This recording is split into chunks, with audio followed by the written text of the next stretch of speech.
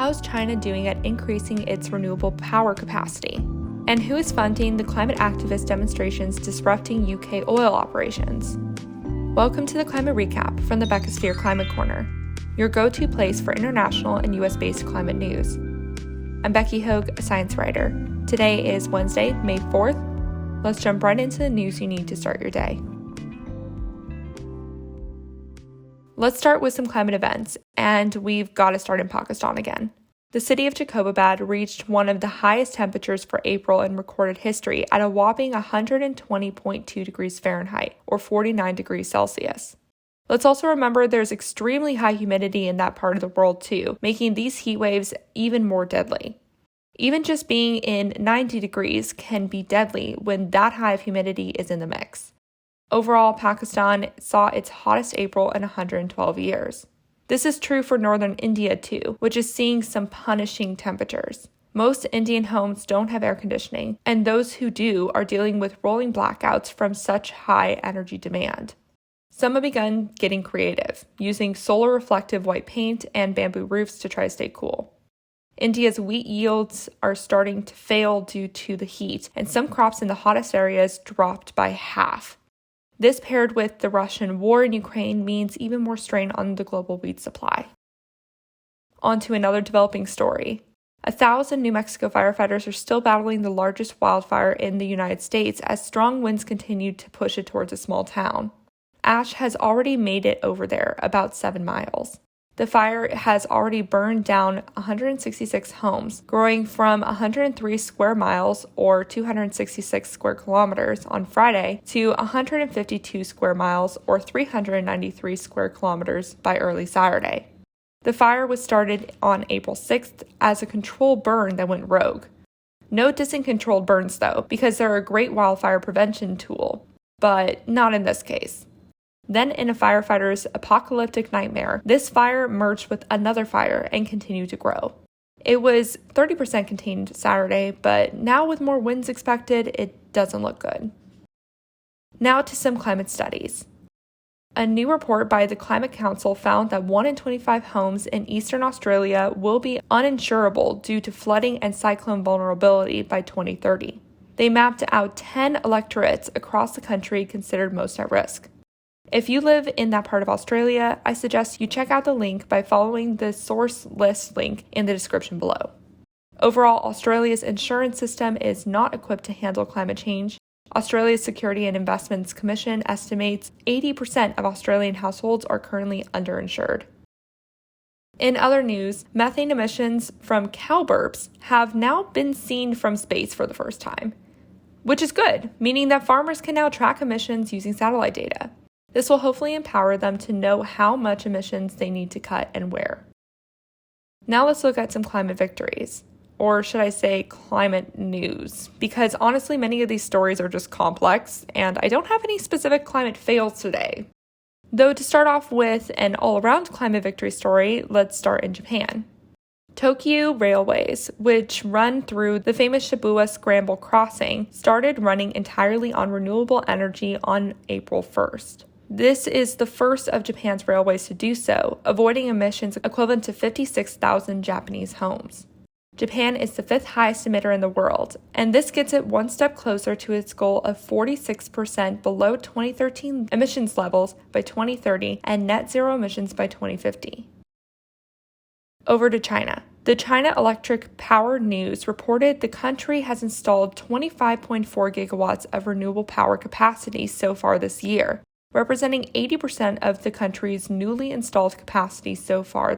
China's overall renewable power capacity, which is made up of hydropower, wind, photovoltaic, solar, and biomass, is now at 1,088 gigawatts in all. For the record, I said renewable, not clean, as biomass and sometimes hydropower still emits greenhouse gases. Anyways, renewable energy accounted for 43.5% of China's energy capacity in 2021, and this new addition helps them get closer to it representing half. The fact that it represents almost half and they're still the top emitter in the world really shows how absolutely massive the country's energy demand is. Moving our attention now to India, which has just signed a series of bilateral green development agreements with Germany. Germany is providing the South Asian country $10.5 billion from now until 2030 to boost its clean energy, biodiversity, sustainable agriculture, and other methods of decreasing emissions. Germany has been trying to get India to condemn Russia's invasion of Ukraine, and while India's Prime Minister Modi did say that they should stop fighting and that neither party will win this war, he did not condemn the Kremlin. That being said, India's Tata Steel announced it would stop buying Russian coal, which is a big deal, especially since India is experiencing a domestic coal shortage while they're trying to keep up with energy demand. Coal represents 70% of India's energy supply. Germany and India have also signed a green hydrogen cooperation agreement. Their goal is to make that form of clean energy more commercially available. Speaking of Germany, I haven't spoken in a sec about Europe's efforts to transition away from Russian fossil fuels, mostly because right now it's just involving redistributing where the fossil fuels are coming from, not how much of their energy fossil fuel in general supplies. Germany recently said that quitting Russian crude oil by late summer looks realistic. Russian oil now accounts for 12% of Germany's exported supply, while Russian gas accounts for 35% and coal accounts for 8%. These are huge declines from before the war, when Russian imports represented over half of Germany's gas imports, for example. But this decreasing reliance on Russian fossil fuels isn't the same thing as decreasing fossil fuel dependency. It can be, but right now that's not what it means. The European Union is looking to Africa for oil, which might be beneficial to Africa's economy in the short term, but harmful to their environment in the long term. Italian firm Eni just signed an agreement with the Algerian state-owned energy company to speed up gas projects and import some to Italy. Meanwhile, the French signed an agreement with a gas company in Texas to get U.S. gas sent to them in the first U.S. contract with a European country since the White House said it would help reduce Europe's reliance on Russia. I'll let you know if and when Germany and other European countries decide to take the next step to reduce their fossil fuel reliance overall, but for right now, we're thinking short term. That was a big deviation from climate victories, but now that we're in the US, let's talk about some climate victories there. California ran on 100% clean energy for the first time on Monday. Specifically, it maintained 100% clean energy for exactly 15 minutes before dropping down to running on 97%, which was its previous record last month. That's a huge achievement for the fifth largest economy in the world.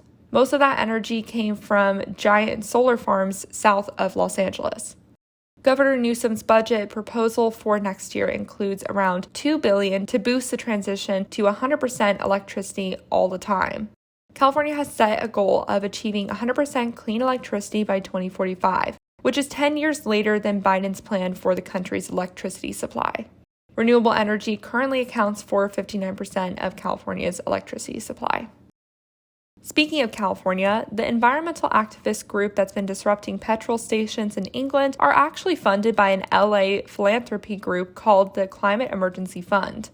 The fund has made donations to climate activists in 25 countries, including the United Kingdom, the US, Australia, Canada, France, Germany, and Switzerland.